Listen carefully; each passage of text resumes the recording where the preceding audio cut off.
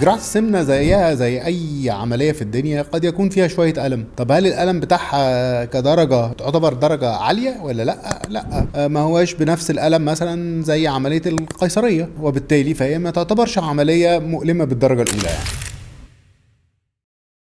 ده زي بقى اي عمليه في الدنيا، عشان اتعامل مع الالم اللي بعد العمليه وقتها مهم جدا ان انا اخد مسكنات. بنستعمل حاجه زي جهاز البي سي اي اللي هو اللي بيدي لك مخدر او مسكن لفتره، ده بنحطه لمده 24 ساعه. عاده ما بنحتاجش حاجه بعد ال 24 ساعه. مع مسكنات عاديه ممكن تقضي معانا لو في وجع بعد ال 24 ساعه، والحركه دي مهمه جدا. ولو في اي حاجه بقى اهم حاجه تلتزم بالتعليمات اللي احنا بنقولها.